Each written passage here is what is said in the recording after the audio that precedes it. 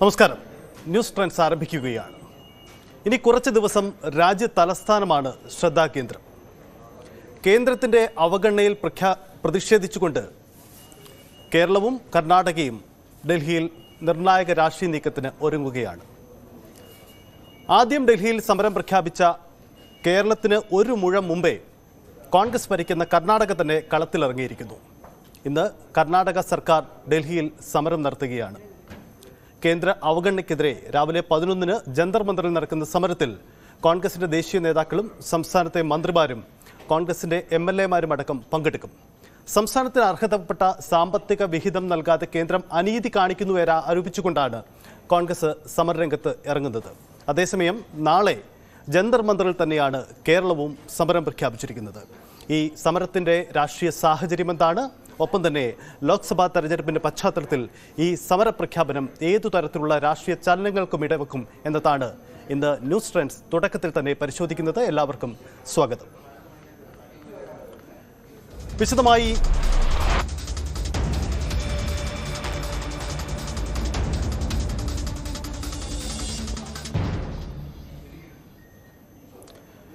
കർണാടകയിലെ സമരത്തിന് തുടർച്ചയായി നാളെയായിരിക്കും സംസ്ഥാനത്തിന്റെ സമരം. മുഖ്യമന്ത്രി പിണറായി വിജയനും മന്ത്രിമാരും ഡൽഹിയിൽ സമരത്തിനെത്തി. തമിഴ്നാട് മുഖ്യമന്ത്രി MK സ്റ്റാലിനോ DMK പ്രതിനിധിയോ ഈ സമരത്തിൽ പങ്കെടുക്കാനാണ് സാധ്യത. എന്തായാലും ഈ സമരങ്ങൾ ലോക്സഭാ തെരഞ്ഞെടുപ്പിന്റെ പശ്ചാത്തലത്തിൽ BJP വിരുദ്ധ സമരമായി ഇത് മാറുന്നു. ഇതിന്റെ രാഷ്ട്രീയ വേദിക്ക് ഏറെ പ്രസക്തിയുണ്ട് എന്നതാണ് പശ്ചാത്തലം. ഇന്നലെ വൈകിട്ട് തന്നെ മുഖ്യമന്ത്രിയും മന്ത്രിമാരും ഡൽഹിയിലേക്ക് എത്തിത്തുടങ്ങിയിട്ടുണ്ട്. നമുക്ക് ആദ്യം തന്നെ സംസ്ഥാന മന്ത്രിസഭയിലെ പ്രധാനപ്പെട്ട അംഗം AK ശശീന്ദ്രന്റെ ഒരു പ്രതികരണത്തിലേക്ക് പോവാം. ഈ സമരത്തിന്റെ രാഷ്ട്രീയ പ്രസക്തി ഏറെയാണ്. കേന്ദ്ര സർക്കാരിന് കൃത്യമായ രാഷ്ട്രീയ മുന്നറിയിപ്പ് നൽകാനാണ് തങ്ങൾ ലക്ഷ്യമിടുന്നത് എന്നതാണ് AK ശശീന്ദ്രൻ പറഞ്ഞത്. ഞങ്ങൾ നാളെ കേരളത്തിലെ മന്ത്രിമാരും MLA-മാരും കേന്ദ്ര ഗവൺമെൻറ്റിൻ്റെ തെറ്റായ നയങ്ങൾക്കെതിരെ ഒരു സമരം പ്രഖ്യാപിച്ചതിൻ്റെ ഭാഗമായാണ് ഞങ്ങളെല്ലാം ഇവിടെ എത്തിയിട്ടുള്ളത്. കേന്ദ്ര ഗവൺമെൻറ് BJP ഇതര ഗവൺമെൻറ്റുകളെ ദുർബലപ്പെടുത്താനും സാമ്പത്തിക ഉപരോധം ഏർപ്പെടുത്തി വികസനം തടയാനുമാണ് ശ്രമിച്ചുകൊണ്ടിരിക്കുന്നത്. ഈ ശ്രമങ്ങൾ കേരളത്തിലെ 1.5 കോടി ജനങ്ങളോടൊരു വെല്ലുവിളിയാണ്. ആ വെല്ലുവിളി അവസാനിപ്പിക്കുകയും കേന്ദ്രത്തിൻ്റെ ഈ തെറ്റായ നയങ്ങളെ ബഹുജന സമക്ഷം തുറന്നു കാട്ടുകയും ചെയ്യുകയാണ് ഈ സമരത്തിൻ്റെ മുഖ്യ ഉദ്ദേശം. AK ശശീന്ദ്രന്റെ വാക്കുകളാണ് നമ്മൾ കേട്ടത്. എന്തായാലും ഈ രാഷ്ട്രീയ നീക്കത്തിന് കേരളം കൃത്യമായ ചില ലക്ഷ്യങ്ങൾ മുൻനിർത്തുന്നുണ്ട്. ഒപ്പം തന്നെ കേരളത്തെ ഒരു പടി മറികടന്നുകൊണ്ട് കർണാടക ആദ്യം സമരം പ്രഖ്യാപിച്ച കേരളത്തെ മറികടന്നുകൊണ്ട് കർണാടക ഇന്ന് ഡൽഹി ജന്തർ മന്ദറിൽ മറ്റൊരു സമരവേദിയും ഒരുക്കുകയാണ്. ഇതിനും രാഷ്ട്രീയമുണ്ട്. ഒപ്പം കേരളം ലക്ഷ്യമിടുന്ന നീക്കങ്ങൾക്കും കൃത്യമായ രാഷ്ട്രീയമുണ്ട്. അതാണ് പ്രസക്തമായ രാഷ്ട്രീയ സാഹചര്യം. തിരുവനന്തപുരത്ത് BV അരുണുണ്ട്. ഒപ്പം തന്നെ ഡൽഹിയിലെ സാഹചര്യങ്ങൾ രാകേഷ് കൂടി നമുക്കൊപ്പം പങ്കുവയ്ക്കും. രാകേഷ്, അരുൺ, സ്വാഗതം ന്യൂസ് ട്രെൻഡ്സിലേക്ക്. രാകേഷ്, ഈ ഡൽഹി സമരങ്ങൾക്ക് എപ്പോഴും ഒരു രാഷ്ട്രീയ പശ്ചാത്തലമുണ്ട്. പക്ഷേ ഇപ്പോഴത്തെ സാഹചര്യം ഒരു സംസ്ഥാന സർക്കാരാണ്, അല്ലെങ്കിൽ 2 സംസ്ഥാന സർക്കാരുകളാണ് കേന്ദ്രത്തിനെതിരെ സമരം ചെയ്യുന്നത്. അവർ ഉന്നയിക്കുന്ന വിഷയം ഫെഡറൽ സംവിധാനങ്ങളുടെ ലംഘനം നടക്കുന്നു, ഭരണഘടനാ ലംഘനം നടക്കുന്നു, സംസ്ഥാനങ്ങൾക്ക് അവകാശങ്ങൾ കിട്ടുന്നില്ല എന്നതാണ്. സ്വാഭാവികമായും ഉയരുന്നത് ലോക്സഭാ തെരഞ്ഞെടുപ്പ് എന്ന രാഷ്ട്രീയ സാഹചര്യമാണ്. ഈ പശ്ചാത്തലത്തിൽ ഡൽഹിയിൽ നടക്കുന്ന ഇത്തരം സമരങ്ങൾക്ക് അത് ഏതു തരത്തിലുള്ള ഒരു പ്രതിഫലനം ഉണ്ടാക്കുമെന്ന് നമുക്ക് കരുതാം. വീണ്ടും സമരങ്ങൾക്ക് വേദിയാവുകയാണ്. അടുത്ത മണിക്കൂറുകളിൽ ഡൽഹിയിൽ 2 സംസ്ഥാന സർക്കാരുകളുടെ നേതൃത്വത്തിൽ സമരം നടക്കുകയാണ്. ഇന്നേതായാലും കർണാടക സർക്കാരാണ് ജന്തർ മന്ദറിൽ സമരം നടത്തുന്നത്. ചലോ ഡൽഹി എന്ന പേരിലാണ് കർണാടക സർക്കാരിൻ്റെ സമരം. കേരളം ഉന്നയിക്കുന്നത് പോലെ കേന്ദ്ര അവഗണന ചൂണ്ടിക്കാണിച്ചുകൊണ്ട് തന്നെയാണ് കർണാടക സർക്കാർ സമരം നടത്തുന്നത്. 10:30 തന്നെ മന്ത്രിമാർ ഉൾപ്പെടെയുള്ളവർ ജന്തർ മന്ദറിലേക്ക് എത്തും. മുഖ്യമന്ത്രി സിദ്ധരാമയ്യ, ഉപമുഖ്യമന്ത്രി DK ശിവകുമാർ എന്നിവർ ഇന്നലെ തന്നെ ഡൽഹിയിൽ എത്തിയിരുന്നു. 135 MLA-മാരാണ് കർണാടകത്തിൽ കോൺഗ്രസിനുള്ളത്. ഈ 135 MLA-മാരും ഈ സമരത്തിൽ പങ്കെടുക്കും എന്നാണ് ഇപ്പോൾ സംസ്ഥാന സർക്കാർ വ്യക്തമാക്കിയിട്ടുള്ളത്. ഇതിനു പുറമെ MLC-മാരുണ്ട്. ഒപ്പം 28 ലോക്സഭാ MP-മാരോടും പങ്കെടുക്കണമെന്ന് ആവശ്യപ്പെട്ടുകൊണ്ട് പിന്തുണ അഭ്യർത്ഥിച്ചുകൊണ്ട് മുഖ്യമന്ത്രി അവർ കത്തയക്കുകയും ചെയ്തിട്ടുണ്ട്. കാരണം 28-ൽ 25 അംഗങ്ങളും BJP-യുടെ MP-മാരാണ്. കോൺഗ്രസിന് 1 MP മാത്രമാണുള്ളത്. രാജ്യസഭയിൽ 12 MP-മാരുണ്ട്. അതിൽ 5 പേരാണ് കോൺഗ്രസിനുള്ളത്. ഇവരോടും പിന്തുണ അഭ്യർത്ഥിച്ചിട്ടുണ്ട്. ഏറ്റവും ശ്രദ്ധേയമായ കാര്യം, ധനമന്ത്രി നിർമ്മല സീതാരാമൻ കർണാടകത്തിൽ നിന്നുള്ള രാജ്യസഭാംഗമാണ്. ധനമന്ത്രിക്കും പിന്തുണ അഭ്യർത്ഥിച്ചുകൊണ്ട് സിദ്ധരാമയ്യ കത്തയച്ചു എന്നതാണ് ഏറ്റവും ശ്രദ്ധേയമായ കാര്യം. കർണാടക, സജിത് സൂചിപ്പിച്ച പോലെ തന്നെ കേരളമാണ് ഇത്തരത്തിൽ ഡൽഹിയിൽ ഒരു സമരം പ്രഖ്യാപിച്ചത്. നേരത്തെ 2008 VS സർക്കാരിന്റെ കാലത്ത്, അന്ന് കേന്ദ്രത്തിനെതിരെ UPA സർക്കാർ ഭരിക്കുന്ന കാലത്ത് സമരം ചെയ്തിട്ടുണ്ട് കേരളം. അതിനുശേഷം കേരളം വീണ്ടും സമരത്തിലേക്ക് പോവുകയാണ്. ഏതായാലും പിണറായി സർക്കാർ അധികാരത്തിൽ വന്ന് 2ാം പിണറായി സർക്കാരിന്റെ കാലത്താണ് ഡൽഹിയിൽ ഒരു പ്രത്യക്ഷ സമരം ഏതായാലും കേന്ദ്രത്തിനെതിരെ നടക്കുന്നത്. സജിത് സൂചിപ്പിച്ച പോലെ തന്നെ കേരളമാണ് ഈ സമരം ആദ്യം പ്രഖ്യാപിച്ചിരുന്നത്. ഒപ്പം തന്നെ മറ്റ് കക്ഷികൾ BJP ഇതര സംസ്ഥാനങ്ങളുടെ പിന്തുണയും മുഖ്യമന്ത്രി തേടുകയും ചെയ്തിരുന്നു. ഏതായാലും അതിന് പിന്നാലെ കർണാടകയും സമാനമായ വിഷയങ്ങൾ ഉന്നയിച്ചുകൊണ്ട് ഇപ്പോൾ സമരരംഗത്തേക്ക് എത്തിയിരിക്കുകയാണ്. കർണാടക ചൂണ്ടിക്കാണിക്കുന്ന പ്രധാനപ്പെട്ട കാര്യം, പ്രത്യേകിച്ച് 15ാം ധനകാര്യ കമ്മീഷന്റെ ശുപാർശകൾ അത് പ്രതികൂലമായി സംസ്ഥാനത്തെ ബാധിക്കുന്നു. കഴിഞ്ഞ 6 വർഷത്തിനിടെ 1.8 ലക്ഷം കോടി രൂപയുടെ നഷ്ടം കർണാടകയ്ക്കുണ്ടായി എന്നാണ് പ്രധാനപ്പെട്ട ആരോപണമായി അവർ ഉന്നയിക്കുന്നത്. ഒപ്പം തന്നെ GST തെറ്റായി നടപ്പാക്കുന്നു. ഇതിന് പുറമെ പല കേന്ദ്ര പദ്ധതികളും കർണാടകയ്ക്ക് അനുവദിക്കുന്നതിൽ കാലതാമസം വരുത്തുന്നു തുടങ്ങിയ വിഷയങ്ങൾ. അങ്ങനെ വലിയ അവഗണന ഈ 10 വർഷത്തിനിടെ മോദി സർക്കാരിന്റെ കാലത്ത് കർണാടകയ്ക്ക് ഉണ്ടായി എന്നാണ് കർണാടക സർക്കാർ വ്യക്തമാക്കുന്നത്. ഏതായാലും ലോക്സഭാ തെരഞ്ഞെടുപ്പ് അടുത്തിരിക്കെയാണ് ഇത്തരമൊരു സമര പ്രഖ്യാപനം അല്ലെങ്കിൽ പ്രത്യക്ഷ സമരം ഈ സർക്കാരുകളുടെ ഭാഗത്തുനിന്ന് നടക്കുന്നത് എന്നുള്ളത് ഏറ്റവും ശ്രദ്ധേയമായ കാര്യമാണ്. കാരണം ഇനി ദിവസങ്ങൾ അല്ലെങ്കിൽ 1-2 ആഴ്ച അതിനുശേഷം ലോക്സഭാ തെരഞ്ഞെടുപ്പ് പ്രഖ്യാപിക്കുകയും ചെയ്യും.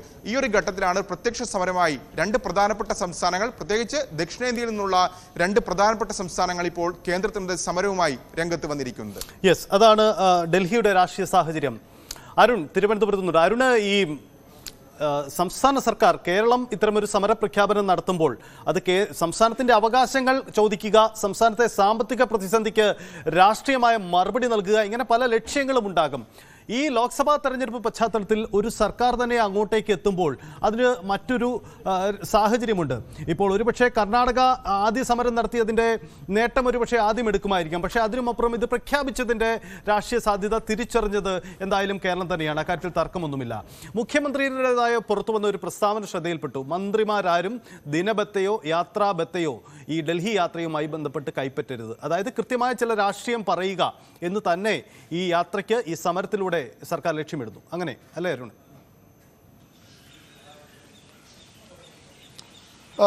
തീർച്ചയായും കേന്ദ്രത്തിനെതിരെ സമരം നടത്തുന്ന സംസ്ഥാനത്തിന്റെ അവകാശങ്ങൾ കേന്ദ്രം കവരുന്നു. ഫെഡറൽ സംവിധാനത്തിൽ ഒരു കേന്ദ്ര സർക്കാർ എങ്ങനെ പ്രവർത്തിക്കാൻ പാടില്ലയോ അതുപോലെ പ്രവർത്തിക്കുന്ന സർക്കാരാണത്. പൂർണ്ണമായും സംസ്ഥാനത്തിന്റെ ഫെഡറൽ അവകാശങ്ങൾ കവർന്നെടുക്കുന്ന സർക്കാർ. അങ്ങനെ ഒരു രാഷ്ട്രീയം മുന്നോട്ട് വയ്ക്കുമ്പോൾ അതിനപ്പുറത്തേക്ക് ഈ കേന്ദ്രം ഏതെങ്കിലും തരത്തിൽ ഇപ്പോൾ സംസ്ഥാനത്തിനെ സാമ്പത്തികമായി അസ്ഥിരപ്പെടുത്തുന്നു, സഹായം നൽകുന്നില്ല, വായ്പാ പരിധി വെട്ടിക്കുറയ്ക്കുന്നു എന്നൊക്കെ പറയുമ്പോഴും ഇന്നൊരു സമരം ചെയ്തതുകൊണ്ട് അല്ലെങ്കിൽ നാളെ ഒരു സമരം ചെയ്തുകൊണ്ട് ഇതിൽ ഏതെങ്കിലും തരത്തിലുള്ള മാറ്റം സർക്കാർ പ്രതീക്ഷിക്കുന്നില്ല. പക്ഷേ അവിടെ ഉണ്ടാകുന്ന നേട്ടം അത് നമുക്ക് നൽകിയ അഭിമുഖത്തിൽ ഇടതുമുന്നണി കൺവീനറടക്കം പറഞ്ഞതാണ്. അതിൻ്റെ ഏറ്റവും CPM സംസ്ഥാന സെക്രട്ടറി വ്യക്തമാക്കിയത് ഇതിനെ ഒരു ആ രീതിയിൽ കേന്ദ്രത്തെ അനുകൂല നിലപാട് പ്രതീക്ഷിച്ചുകൊണ്ടല്ല സമരം, പകരം രാഷ്ട്രീയം തന്നെയാണ് ലക്ഷ്യം. കേന്ദ്രം ഇങ്ങനെ സംസ്ഥാനത്തെ ബുദ്ധിമുട്ടിക്കുന്നു. അത് കേരളത്തിൻ്റെ മാത്രം പ്രശ്നമല്ല, അല്ലെങ്കിൽ കേരളത്തിലെ ഭരണമുന്നണിയുടെ മാത്രം പ്രശ്നമല്ല. കേരളത്തിലെ മുഴുവൻ ജനങ്ങൾക്കും ഇതിൻ്റെ തിക്തഫലങ്ങൾ അനുഭവിക്കേണ്ടി വരും. BJP ഇതര സംസ്ഥാനങ്ങൾക്ക് കേന്ദ്രം അവരോടുള്ള സമീപനം ഇതേ രീതി മറ്റെല്ലാ സംസ്ഥാനങ്ങളും ഇത് തന്നെയാണ്. അവിടെ കോൺഗ്രസ് ആണോ ഭരിക്കുന്നത് അല്ലെങ്കിൽ ഏതെങ്കിലും പ്രാദേശിക പാർട്ടിയാണോ ഭരിക്കുന്നതെന്നും വ്യത്യാസമില്ല. അല്ലാതെ BJP ഇതര സംസ്ഥാനങ്ങളോട് കേന്ദ്രത്തിൻ്റെ ഈ നയത്തെയാണ് CPM നേതൃത്വം നൽകുന്ന ഇടതുമുന്നണി സർക്കാർ ഇവിടെ ഡൽഹിയിൽ തന്നെ പോയി ചോദ്യം ചെയ്യുന്നത്. അതിന് പിന്നിൽ വലിയ രാഷ്ട്രീയ ലക്ഷ്യമുണ്ട്. സൂചിപ്പിച്ച പോലെ അത് ലോക്സഭാ തെരഞ്ഞെടുപ്പ് തന്നെയാണ്. ലോക്സഭാ തെരഞ്ഞെടുപ്പിൽ കേരളത്തിനപ്പുറത്തേക്ക് കേരളത്തിലെ ഇടതുപക്ഷത്തിന് വലിയ പ്രതീക്ഷ കാര്യമായില്ലെങ്കിൽ പോലും ചില സംസ്ഥാനങ്ങളിലെങ്കിലും ഇന്ത്യ മുന്നണി എന്നുള്ളതൊരു വസ്തുതയാണ്. അവരുടെ അതാണ് അരുണെ പ്രസക്തമായ കാര്യം. നമുക്കതിന്റെ രാഷ്ട്രീയം കൂടി പരിശോധിക്കാം.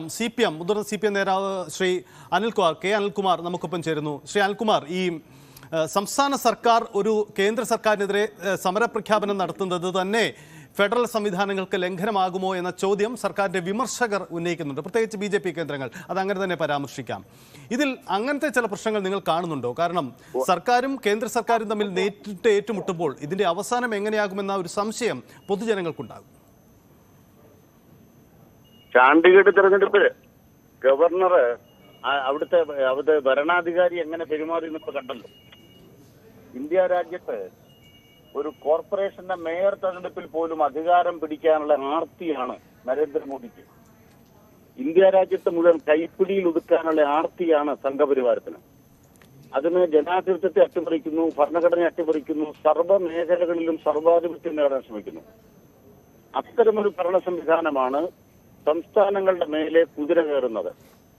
അധികാരത്തിലിരിക്കുന്ന ഒരു വ്യക്തിക്കോ ഒരു ഗവൺമെന്റിനോ ഏതെങ്കിലും തരത്തിൽ താൽക്കാലികമായി ഉണ്ടാകുന്ന താല്പര്യങ്ങളുടെ ഭാഗമായ കടന്നുകയറ്റമല്ല സംഘപരിവാറിന്റെ ഭാഗത്തു നിന്നും ഇന്ത്യയിൽ ഉണ്ടാകുന്നത്. അവരുടെ പ്രത്യയശാസ്ത്രം തന്നെ സംസ്ഥാനങ്ങൾ ആവശ്യമില്ല. ഇന്ത്യ രാജ്യത്തിനകത്ത് ബഹുസ്വരത ആവശ്യമില്ല. വിവിധ ഭാഷാ സംസ്ഥാനങ്ങൾ ആവശ്യമില്ല. എല്ലാം ഡൽഹിയിൽ കേന്ദ്രീകരിക്കണം. യഥാർത്ഥത്തിൽ ഇന്ത്യ പോലെ ഇത്രയേറെ വൈവിധ്യമുള്ള ലോകത്തെ ഒരു അത്ഭുതമായൊരു രാജ്യത്ത് ഒരിക്കലും പ്രായോഗികമാക്കാൻ കഴിയാത്ത, പ്രാവർത്തികമാക്കാൻ കഴിയാത്ത ഒരു നിലപാടാണത്. അത് കണ്ടുകൊണ്ടിരിക്കുന്ന യാഥാർത്ഥ്യമാണ് മണിപ്പൂരിൽ കുക്കികളും മെയ്തികളും. ഇന്ത്യ രാജ്യം ശക്തം, ലോകത്തെ 5ാമത്തെ സമ്പദ് വ്യവസ്ഥ. മോദിയുടെ കാലത്ത് ലോകം മുഴുവൻ മോദി അംഗീകരിക്കും, വിശ്വഗുരുവായി. പക്ഷെ മണിപ്പൂരിൽ കുക്കികൾക്കും മെയ്തികൾക്കും 2 രാജ്യമായി തീർന്നിരിക്കുന്നു. ഇതാണ് ഇന്ത്യ രാജ്യത്തെ BJPയുടെ റെക്കോർഡ്. അത്തരമൊരു പശ്ചാത്തലത്തിൽ സംസ്ഥാനങ്ങളെ തകർക്കാൻ നരേന്ദ്രമോദി സർക്കാർ തുടർച്ചയായി നടത്തുന്ന ശ്രമത്തിനെതിരായി യുദ്ധത്തിലാണ് ഇടതുപക്ഷം. ആദ്യമായിട്ടല്ല. 2009 VS അച്യുതാനന്ദന്റെ നേതൃത്വത്തിൽ പ്രധാനപ്പെട്ട 2-3 വിഷയങ്ങൾ ഉയർത്തിക്കൊണ്ട് ഡൽഹിയിൽ സമരം നടത്തിയിട്ടുണ്ട്. ഇപ്പൊ സമരത്തിനാധാരമായ വിഷയമെന്ന് പറയുന്നത്, പ്രശ്നമെന്ന് പറയുന്നത് ഇന്ത്യയുടെ ഫെഡറലിസത്തെ തകർക്കുന്ന, ധനകാര്യ ഫെഡറലിസത്തെ തകർക്കുന്ന കടന്നുകയറ്റം നടത്തിക്കൊണ്ടിരിക്കുന്നു. ഒരു ഉദാഹരണം മാത്രം പറയാം. പെട്രോൾ ഡീസൽ നികുതിയിൽ മൻമോഹൻ സിംഗ് സർക്കാരിനേക്കാൾ ഇന്നത്തെ മോദി സർക്കാർ എത്ര കോടി രൂപ അധികം പിരിച്ചെടുത്തു? സംസ്ഥാനങ്ങളുടെ വിഭവ സമാഹരണത്തിന്റെ പ്രധാന മേഖലയിലെ കടന്നുകയറ്റം 4 ഇരട്ടി തുകയാണ് ഈ 10 കൊല്ലക്കാലം കൊണ്ട് കടന്നുകയറ്റത്തിലൂടെ ഈടാക്കിയെടുത്തത്. രണ്ടാമത്തെ കടന്നുകയറ്റം എന്ന് പറയുന്നത് വീതിക്കേണ്ട പണം. അതായത് കേന്ദ്രം പിരിക്കുന്ന നികുതിയിൽ സംസ്ഥാനങ്ങളുമായി വീതിക്കേണ്ട പണമുണ്ട്, ഡിവിസിബിൾ പൂൾ. അതിൽ പിരിക്കേണ്ട പണത്തിൽ വകവെക്കാതെ സെസ് എന്ന നിലയ്ക്ക് 13% സംഖ്യ കേന്ദ്ര സർക്കാർ ഒറ്റയടിക്ക് വിഴുങ്ങുന്നു.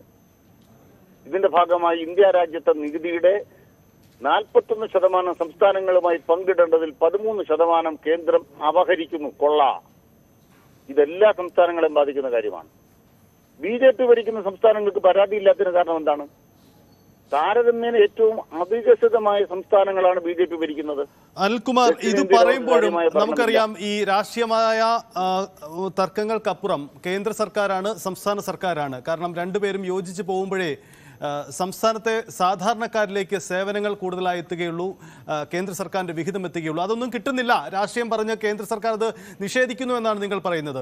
അപ്പോൾ ഇങ്ങനെ ഈ ഏറ്റുമുട്ടൽ നടത്തുമ്പോൾ, അതിൻ്റെ ഒടുവിലേക്ക് വരുമ്പോൾ കേന്ദ്രത്തിൻ്റെ നിഷേധാത്മകമായ നിലപാട് ഒന്നുകൂടി ശക്തിപ്പെട്ട് സംസ്ഥാനത്തിൻ്റെ വിഹിതം കൂടുതൽ കുറയുന്ന സാഹചര്യം ഉണ്ടാവുമോ? അല്ലെങ്കിൽ ഇത്തരമൊരു സമരം കൊണ്ട് കേന്ദ്ര സർക്കാർ നിലപാട് തിരുത്തുമെന്ന് നിങ്ങൾ കരുതുന്നുണ്ടോ? അങ്ങനെയല്ല. ഇന്ത്യ രാജ്യത്തെ വിവിധ സംസ്ഥാന ഗവൺമെന്റുകൾക്ക് പരാതി ഉണ്ടോ ഇല്ലയോ? അനിൽകുമാർ, ഒന്ന് തുടരുക. ശ്രീ കൊടിക്കുന്നിൽ സുരേഷ് MP കൂടി നമുക്കൊപ്പം ചേരുന്നുണ്ട്. ശ്രീ കൊടിക്കുന്നിൽ സുരേഷ്, സംസ്ഥാന സർക്കാർ നിങ്ങളെ സമരത്തിന് വിളിച്ചതാണ്, പക്ഷേ നിങ്ങൾ പങ്കെടുത്തില്ല. പക്ഷേ ഇതേ ആവശ്യം ഉന്നയിച്ചുകൊണ്ട് നിങ്ങളുടെ തന്നെ കർണാടകയിലെ സർക്കാർ ഇന്ന് സമരരംഗത്തേക്ക് പോവുകയാണ്. ഇതിൽ സത്യം പറഞ്ഞാൽ ഇക്കാര്യം എങ്ങനെ രാഷ്ട്രീയമായി വിശദീകരിക്കാൻ നിങ്ങൾക്ക് കഴിയുമെന്നൊരു പ്രധാനപ്പെട്ട വെല്ലുവിളി നേരിടുന്നില്ലേ? അല്ല, ഞങ്ങൾക്ക് വിശദീകരിക്കാൻ ഒരു പ്രയാസമില്ല. കാരണം വെച്ചാൽ 7 വർഷമായിട്ട് കേരളത്തിൽ പിണറായി വിജയന്റെ ഗവൺമെന്റ് നടത്തിക്കൊണ്ടിരിക്കുന്ന തൂർത്തും ആഡംബരവും അനാപത്ത് ചെലവുകളും എല്ലാം തന്നെ കേരളത്തിലെ ജനങ്ങൾക്ക് നന്നായി അറിയാവുന്നതാണ്. ക്ലിഫ് ഹൗസിൽ നടക്കുന്ന തൂർത്ത് തന്നെ വാർത്താമാധ്യമങ്ങൾ വന്നുകൊണ്ടിരിക്കുകയാണ്. ഒരു മുഖ്യമന്ത്രി, നായനാർ മുഖ്യമന്ത്രി അവിടെ താമസിച്ചു, അച്യുതാനന്ദൻ മുഖ്യമന്ത്രി അവിടെ താമസിച്ചു, അതുപോലെ ആന്റണി ഉമ്മൻചാണ്ടി ഉൾപ്പെടെയുള്ളവർ താമസിച്ചു. അവരൊക്കെ താമസിച്ച ക്ലിഫ് ഹൗസ് ആണ് ഇന്നത്തെ ക്ലിഫ് ഹൗസ്. അപ്പോ മുഖ്യമന്ത്രിയും മന്ത്രിമാരും നടത്തുന്ന ആ ധൂർത്തും അധിക ചെലവ് പോലും നിയന്ത്രിക്കാൻ സർക്കാരിന് കഴിയുന്നുണ്ടോ? അപ്പോ ഞങ്ങളിത് എത്ര കാലമായി പറഞ്ഞുകൊണ്ടിരിക്കുന്നു. അല്ല, ഈ സാമ്പത്തിക പ്രതിസന്ധിക്ക് കാരണം അധിക ചെലവും ധൂർത്തും മാത്രമാണ്, അങ്ങനെയാണോ കരുതുന്നത്? എന്ന് മാത്രമല്ല, ഈ സർക്കാരിന്റെ പിടിപ്പുകേട്, ദീർഘവീക്ഷണമില്ലായ്മ, ഇത് കാലാകാലങ്ങളിൽ കോൺഗ്രസിന്റെ നേതൃത്വത്തിലുള്ള UDF നിയമസഭയ്ക്കകത്തും പുറത്തും ഞങ്ങൾ ചൂണ്ടിക്കാണിച്ചിട്ടുള്ളതാണ്. അല്ല, ഒരു കാര്യം, അതായത് കർണാടക സർക്കാർ നേരിടുന്ന, അവിടുത്തെ സർക്കാർ നേരിടുന്ന പ്രതിസന്ധി, കേന്ദ്ര സർക്കാരിൽ നിന്നുള്ള പരിഗണനയുടെ പ്രതിസന്ധി കേരളത്തിൽ അനുഭവപ്പെടുന്നില്ല എന്നാണോ താങ്കൾ പറയുന്നത്?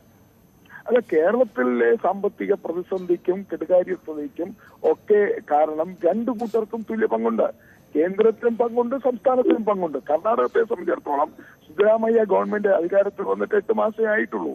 അവിടെ ആ ഗവൺമെന്റിന് കർണാടക ഗവൺമെന്റിന് അർഹതപ്പെട്ട വിഹിതം കൊടുക്കുന്നില്ല എന്നുള്ളത് ന്യായമാണ്. കാരണം അവിടെ സംസ്ഥാന ഗവൺമെന്റ് വന്നിട്ട് 8 മാസമേ ആയിട്ടുള്ളൂ. ആ 8 മാസം ആയ ഗവൺമെന്റിന് ഒഴിച്ച് മുന്നോട്ട് പോകാൻ കഴിയാത്ത തരത്തിൽ രാഷ്ട്രീയമായി കേന്ദ്ര ഗവൺമെന്റ് പലതരത്തിലുള്ള പ്രതിസന്ധികൾ സൃഷ്ടിക്കുന്നു. അതാണ് കർണാടക ഗവൺമെന്റിന്റെ സമരത്തിന്. ഇവിടെ അതല്ല. 7.5 വർഷം പിണറായി വിജയൻ കിബി പോലെയുള്ള മസാല ബോണ്ടുകൾ എടുത്ത് നമ്മുടെ സംസ്ഥാനത്ത് നടത്തിയ അധിക ചെലവും തൂർത്തും ഇതെല്ലാം തന്നെ നമ്മൾ പ്രതിപക്ഷം കാലാകാലങ്ങളിൽ പറഞ്ഞിട്ടുള്ളതാണ്, നിയമസഭയിൽ ചൂണ്ടിക്കാണിച്ചിട്ടുള്ളതാണ്. പക്ഷേ പ്രതിപക്ഷം പറയുന്ന കാര്യങ്ങളൊന്നും മുഖവിലേക്ക് എടുക്കാതെ തങ്ങൾക്ക് ഇഷ്ടമുള്ളത് ചെയ്യുമെന്നുള്ള രാഷ്ട്രീയത്തോടുകൂടി അവർ മുന്നോട്ട് പോയി. കേന്ദ്രവും രാഷ്ട്രീയമായ വിവേചനം കാണിച്ചു. അത് പറയുമ്പോഴും ഒരു സംശയം, അതായത് ഈ കേന്ദ്രത്തിനെതിരെ ഡൽഹിയിൽ സമരം നടത്തുക എന്ന ആശയം ഇവിടെ കേരളത്തിൽ ഇവിടെ പിണറായി വിജയൻ സർക്കാരോ അല്ലെങ്കിൽ ഇവിടുത്തെ ഇടതു മുന്നണിയോ ആവിഷ്കരിച്ച ഒരു രാഷ്ട്രീയ തന്ത്രമാണ്. അതെന്തായാലും അതേ തരത്തിലോ അല്ലെങ്കിൽ മറ്റൊരു തരത്തിലോ നിങ്ങളുടെ സർക്കാർ, കർണാടകയിലെ സർക്കാർ ഏറ്റെടുക്കുകയും ചെയ്തു. നല്ല കാര്യം, രാഷ്ട്രീയമാണ്, അത്തരം സമരപരിപാടികളൊക്കെ ആവശ്യമാണ്. പക്ഷേ അതിലൊരു ആശയക്കുഴപ്പം ഉണ്ടാവുന്ന ഒരു കാര്യം, ഈ കേരളത്തിൻ്റെ സമരത്തിന് മറ്റ് സംസ്ഥാനങ്ങൾക്ക് സമാന സ്വഭാവമുള്ള മറ്റ് സംസ്ഥാനങ്ങളിലെ സർക്കാരുകളുടെയും അവിടുത്തെ നേതാക്കളുടെയും പിന്തുണ തേടിയിട്ടുണ്ട്. MK സ്റ്റാലിൻ പങ്കെടുത്തേക്കാം, അരവിന്ദ് കെജ്രിവാൾ പങ്കെടുത്തേക്കാം. ഇങ്ങനെ സമാന സ്വഭാവമുള്ള BJP വിരുദ്ധ ചേരിയിലെ നേതാക്കൾ പങ്കെടുക്കുമ്പോൾ നിങ്ങൾ മാത്രം നാളെ നടക്കുന്ന സമരത്തിൽ നിന്ന് ഒരു പ്രതിനിധി പോലും ഇല്ലാതെ കോൺഗ്രസ് മാറി നിൽക്കുമ്പോൾ അത് എന്ത് സന്ദേശം നൽകുമെന്ന് എന്ന പ്രശ്നമുണ്ട്. ഞാൻ നേരത്തെ പറഞ്ഞത്, ഞങ്ങൾ കഴിഞ്ഞ 7 വർഷമായിട്ട് കേരളത്തോടുള്ള കേന്ദ്രത്തിന്റെ ചിറ്റമ്മ നയത്തിനെതിരായും അതോടൊപ്പം തന്നെ സംസ്ഥാന ഗവൺമെന്റ് കാണിക്കുന്ന ധൂർത്തും അധിക ചെലവുകളും കെടുകാര്യസ്ഥതയും സാമ്പത്തിക മാനേജ്മെന്റ് ഇല്ലായ്മയും മുൻനിർത്തിക്കൊണ്ട് ഞങ്ങൾ സമരത്തിലാണ്, ഞങ്ങൾ പ്രക്ഷോഭത്തിലാണ്. ഞങ്ങൾ നിരന്തരം രാജ്ഭവന്റെ മുന്നിലും സെക്രട്ടേറിയറ്റിന്റെ മുന്നിലും കളക്ടറേറ്റുകൾക്ക് മുന്നിലും ഈ 2 ഗവൺമെന്റുകളുടെ ജനദ്രോഹ നടപടികളും ധൂർത്തുമൊക്കെ ചൂണ്ടിക്കാണിച്ചുകൊണ്ട് കേരളത്തോട് കാണിക്കുന്ന അവഗണനയ്ക്കെതിരായിട്ട് ഞങ്ങൾ MPമാർ പാർലമെന്റിലും കോൺഗ്രസ് പാർട്ടി കേരളത്തിലുടനീളം UDFും പ്രക്ഷോഭം നടത്തിക്കൊണ്ടിരിക്കുകയാണ്. ഇവരിപ്പോഴാണ് പ്രക്ഷോഭത്തിൽ ഡൽഹിയിൽ വരുന്നത്. ശരി, താങ്കൾ ഒന്ന് തുടരുക. ശ്രീ MP, താങ്കൾ തിരക്കിലാണ്, ഒന്ന് തുടരുക. അനിൽകുമാർ, സംസ്ഥാന സർക്കാരിന്റെ ധൂർത്ത്, തെറ്റായ സാമ്പത്തിക നയങ്ങൾ, അതാണ് പ്രധാനമായും കേരളത്തിൽ സാമ്പത്തിക പ്രതിസന്ധി ഉണ്ടാക്കുന്നതിന് കാരണം. അതിന് കേന്ദ്രത്തെ മാത്രം അങ്ങ് പഴിച്ചിട്ട് കാര്യമില്ലെന്നാണ് ഇവിടെ കൊടിൽക്കുന്നിൽ സുരേഷ് അടക്കമുള്ളവർ പറയുന്നത്. നമ്മുടെ രാജ്യം നേരിടുന്ന പ്രശ്നങ്ങളെക്കുറിച്ചും അത് കൈകാര്യം ചെയ്യുന്ന നരേന്ദ്രമോദി സർക്കാരിന്റെ രാഷ്ട്രീയത്തെക്കുറിച്ചും രാഷ്ട്രീയമായി സംസാരിക്കാനാണ് ഒരു കോൺഗ്രസിന്റെ ദേശീയ നേതാവെന്ന പദവി ഇരിക്കുന്നതായി നമ്മൾ ധരിക്കുന്ന ഒരാൾ ഇപ്പോൾ ഇവിടെ ശ്രമിക്കേണ്ടിയിരുന്നത്. അതിനു പകരം ക്ലിഫ് ഹൗസിൽ എന്തോ തെറ്റായ കാര്യങ്ങൾ ചെയ്യുന്നു. കരുണാകരന്റെ കാലത്ത് അവിടെ ഒരു നീന്തൽക്കുളമുണ്ട്, അത് നന്നാക്കേണ്ടി വരുന്നത് പിണറായി സർക്കാരിന്റെ ആവശ്യമാണോ ഗതികേടാണോ? പിന്നെ ഒരു ക്ലിഫ് ഹൗസിനകത്ത് ലിഫ്റ്റ് വെക്കുക എന്ന് പറയുന്നത് എന്തോ മഹാകാര്യമാണോ? ഒരു ക്ലിഫ് ഹൗസിന്റെ മതില് ഉയർത്തി കിട്ടുന്നത് പിണറായി വിജയൻ വീട്ടിൽ കൊണ്ടുപോകുന്ന കാര്യമാണോ? നമ്മുടെ ഒരു ചർച്ച പങ്കെടുക്കുമ്പോൾ ഉയർന്ന നേതാക്കന്മാർ, നിലവാരമുള്ള നേതാക്കന്മാർ നിലവാരത്തോടെ വർത്താനം പറയണം. അവിടെയാണ് പ്രധാനപ്പെട്ട ചോദ്യം. ഞാൻ ഉന്നയിച്ച ഒന്നാമത്തെ ചോദ്യം, കേന്ദ്ര സർക്കാർ സംസ്ഥാനങ്ങളുമായി പങ്കിടാത്ത 13% സെസ് പിരിക്കുന്നതിനെ കുറിച്ച് എന്താണ് ബഹുമാനപ്പെട്ട കൊടിക്കുന്നിലിന്റെ അഭിപ്രായം? രണ്ടാമത്തെ പോയിന്റ് എന്ന് പറയുന്നത്, വികസിത സംസ്ഥാനങ്ങൾക്ക് പണം കുറവ് കിട്ടുന്ന വിധം ധനകാര്യ കമ്മീഷന്റെ പണം വിതരണ മാനദണ്ഡങ്ങളോട് നിങ്ങൾ യോജിക്കുന്നുണ്ടോ? മൂന്നാമത്തെ ചോദ്യം, കേന്ദ്ര സർക്കാർ UPA സർക്കാരിന്റെ കാലത്ത് 75% അവര് കേന്ദ്ര വിഹിതമായി കേന്ദ്ര പദ്ധതികൾ നൽകിയിരുന്നത്. അത് മോദി സർക്കാർ 60% കുറച്ചപ്പോൾ 40% സംസ്ഥാന വിഹിതം വർദ്ധിപ്പിക്കേണ്ടി വന്നു. ഇതിനോട് നിങ്ങളുടെ അഭിപ്രായം എന്താണ്? നാലാമത്തെ കാര്യം, UPA സർക്കാർ നൽകിക്കൊണ്ടിരുന്ന പണം അത് സംസ്ഥാനങ്ങൾ ചെലവിട്ട ശേഷം ക്ലെയിം ചെയ്യുമ്പോൾ കിട്ടും, സംശയമില്ല. പക്ഷെ അങ്ങനെ ചെലവിടുമ്പോൾ അത് അതാത് ദിവസം സംസ്ഥാന സർക്കാരിന്റെ കടബാധ്യപ്പെടുത്തുക എന്ന പതിവ് മൻമോഹൻ സിംഗ് ചെയ്തിരുന്നില്ല. നരേന്ദ്രമോദി ചെയ്യുന്നത് കേന്ദ്രത്തിന് വേണ്ടി നമ്മൾ അരി കൊടുക്കുമ്പോഴും മറ്റു കാര്യങ്ങളിലും നമ്മൾ ചെയ്യുന്ന ചെലവുകൾ അന്ന് സംസ്ഥാന ഗവൺമെന്റ് കടബാധ്യപ്പെടുത്തുകയാണ്. ഇതിനോട് നിങ്ങൾ യോജിക്കുന്നുണ്ടോ? അഞ്ചാമത്തെ പ്രധാനപ്പെട്ട തർക്കം എന്താണ്? അധികാരം മുഴുവൻ കേന്ദ്രത്തിൽ കൈകാര്യം ചെയ്യുന്നതിന്റെ ഭാഗമായി കടമെടുപ്പ് പരിധി ഒരു സംസ്ഥാനത്തിന് 3% കടമെടുക്കാം. അത് കടമെടുപ്പ് പരിധിയിൽ നിയമവിരുദ്ധമായി വെട്ടിക്കുറവ് വരുത്തുന്നു കേന്ദ്രം. ഇതിനോട് നിങ്ങൾ യോജിക്കുന്നുണ്ടോ? ഈ 5 ചോദ്യങ്ങളാണ് സമരത്തിന് ആധാരം. ശരി, ഈ 5 ചോദ്യങ്ങൾക്കും ക്ലിഫ് ഹൗസിലെ ചാണകക്കുഴിയാണ് ഉത്തരം എന്ന് പറയുന്നവരുടെ നിലവാരം ജനങ്ങൾ മനസ്സിലാക്കട്ടെ. തീർച്ചയായിട്ടും. എന്തായാലും രാഷ്ട്രീയമായി ഇടതുപക്ഷം എടുക്കുന്ന നിലപാട് അങ്ങനെ തന്നെയാണ്. കോൺഗ്രസിൽ ഒരു വ്യക്തത വരുത്തുന്നില്ല. അവസാനമായി രാകേഷും അരുണുമുണ്ട്. രാകേഷ്, ഒരു കാര്യം കൂടി, അതായത് ഇപ്പോൾ കേരളം പ്രഖ്യാപിച്ച സമരത്തിന് സമാന്തരമായി കർണാടകയും ഇത്തരമൊരു പ്രഖ്യാപനം നടത്തുന്നു. 2 കാര്യങ്ങളിലാണ് വ്യക്തത വേണ്ടത്. ഒന്ന്, കർണാടക ഇതുപോലെ സമാന സംസ്ഥാനങ്ങളുടെ പിന്തുണ തേടാൻ ശ്രമിച്ചിട്ടുണ്ടോ? ആ ശ്രമത്തിന് എന്തെങ്കിലും റിസൾട്ട് ഉണ്ടാകാൻ സാധ്യതയുണ്ടോ? ഒപ്പം തന്നെ കേരളത്തിനും കർണാടകയ്ക്കും പുറമെ ഈ ലോക്സഭാ തെരഞ്ഞെടുപ്പിന് മുമ്പായി ജന്തർ മന്ദർ സമാനമായ സമരങ്ങൾക്ക് ഇനിയും വേദിയാകാനുള്ള സാധ്യതയുണ്ടോ? അത്തരം രാഷ്ട്രീയ നീക്കം ദേശീയ തലത്തിൽ നടക്കുന്നുണ്ടോ? രാകേഷ്. സജിത്ത്, നേരത്തെ ഈ വിഷയത്തിൽ പ്രതിഷേധം നടത്തിയിട്ടുള്ളത് പശ്ചിമ ബംഗാളാണ്. പശ്ചിമ ബംഗാൾ മുഖ്യമന്ത്രി മമതാ ബാനർജിയുടെ നേതൃത്വത്തിൽ സമരം നേരത്തെ ഡൽഹിയിൽ നടന്നിട്ടുണ്ട്. 2 ദിവസത്തെ സമരമായിരുന്നു അന്ന് ഡൽഹി കേന്ദ്രീകരിച്ചുകൊണ്ട് എംപിമാരുടെ അടക്കം നേതൃത്വത്തിൽ നടന്നത്. അതിനുശേഷം ഒരു സംസ്ഥാനം ഇത്തരത്തിൽ പ്രത്യക്ഷ സമരം പ്രഖ്യാപിക്കുന്നത് കേരളമാണ്. ഏതായാലും നാളെ കേരളത്തിന്റെ സമരം ഒരു BJP വിരുദ്ധ മുന്നണിയുടെ വേദിയായി മാറുമെന്ന കാര്യത്തിൽ തർക്കമില്ല. കാരണം നിലവിൽ CPM-ന് അധികാരമുള്ള സംസ്ഥാനം കേരളമാണ്. ഇതിന് പുറമെ 1-2 മുഖ്യമന്ത്രിമാരെ കൂടി അധികമായി ഈ സമരത്തിന്റെ ഭാഗമാക്കാനുള്ള ശ്രമങ്ങൾ ഏതായാലും സംസ്ഥാന സർക്കാർ നടത്തിയിട്ടുണ്ട്. DMK ഇതിന് പ്രത്യക്ഷ പിന്തുണ അറിയിക്കുകയും ചെയ്തിട്ടുണ്ട്. ഏതായാലും DMK-ക്ക് പുറമെ അരവിന്ദ് കെജ്രിവാൾ നാളെ ഈ സമരത്തിന്റെ ഭാഗമാകുമെന്ന് വ്യക്തമാക്കിയിട്ടുണ്ട്. ഒപ്പം തന്നെ പഞ്ചാബ് മുഖ്യമന്ത്രി ഭഗവന്ത് സിംഗ് മാനും ഈ സമരത്തിനെത്തും. പക്ഷേ AICC നേതൃത്വം, പ്രത്യേകിച്ച് കേരളത്തിലെ നേതാക്കൾ ഈ സമരത്തിൽ പങ്കെടുക്കാത്ത സാഹചര്യത്തിൽ കോൺഗ്രസിന്റെ നേതാക്കൾ ആരും തന്നെ എത്തില്ല. പക്ഷേ ശരത് പവാർ അടക്കം ഇന്ത്യ മുന്നണിയിലെ പ്രധാനപ്പെട്ട നേതാക്കൾ എത്തുന്നതോടുകൂടി ഒരു BJP വിരുദ്ധ ചേരിയുടെ സമരമായി നാളത്തെ ഡൽഹിയിലെ സമരം മാറും. പക്ഷേ കർണാടക ഇന്ന് നടത്തുന്ന സമരത്തിൽ ഇന്ത്യ മുന്നണിയിലെ മറ്റേതൊക്കെ കക്ഷികൾ വരുമെന്ന് അറിയേണ്ട വിഷയമാണ്. അരുണ, ഈ സവിശേഷമായ രാഷ്ട്രീയ സാഹചര്യമാണ്. പലതരത്തിലും നമുക്ക് വിശേഷിപ്പിക്കേണ്ട തരത്തിലേക്കാണ് ഈ സാഹചര്യങ്ങൾ പോകുന്നത്. ഡൽഹിയിൽ രാകേഷ് സൂചിപ്പിച്ച പോലെ പ്രതിപക്ഷ ചേരിയുടെ ഒരു ഐക്യം രൂപപ്പെടുമ്പോൾ ഈ വിഷയത്തിൽ കേരളത്തിലെ ഭിന്നിപ്പ് നമുക്കറിയാം. കാരണം കേരളത്തിൽ 2 പക്ഷത്ത് നിൽക്കുന്ന കോൺഗ്രസും CPM-ഉം എന്ത് നിലപാട് ഇക്കാര്യത്തിൽ കോൺഗ്രസിന് എടുക്കുമെന്നൊരു ആശയക്കുഴപ്പമൊക്കെ ഉണ്ട്. ശരി തന്നെയാണ്. എന്താണ് CPM ഇതിലൂടെ ലക്ഷ്യമിടുന്നത് എന്ന ഒരു ചോദ്യം കൂടിയുണ്ട്. കാരണം നവകേരള സദസ്സ് നമ്മൾ കണ്ടു. അതിൻ്റെ 2ാം ഘട്ടം കഴിഞ്ഞ മന്ത്രിസഭാ യോഗം പ്രഖ്യാപിച്ചു കഴിഞ്ഞു. ഇതിപ്പോൾ 3ാമത് കേന്ദ്രവിരുദ്ധ സമരവും നടക്കുന്നു. ഇതിന് 3നും പശ്ചാത്തലം ഒരുക്കുന്നത് ലോക്സഭാ തെരഞ്ഞെടുപ്പ് എന്ന ഒരു പ്രധാനപ്പെട്ട രാഷ്ട്രീയ സാഹചര്യമാണ്. നാളെ ഈ സമരം നടക്കുന്നതിന് തുടർച്ചയായി സംസ്ഥാനത്തും ജില്ലകൾ തോറുമുള്ള സമരപരിപാടികളും അതിന് അഭിവാദ്യം അർപ്പിച്ചുകൊണ്ടുള്ള പരിപാടികളും പ്രഖ്യാപിച്ചിട്ടുണ്ട്. എല്ലാ സാധ്യതകളും ലോക്സഭാ തെരഞ്ഞെടുപ്പിലേക്ക് മാറ്റുക എന്നതാണോ ഇടതുമുന്നണി തന്ത്രം?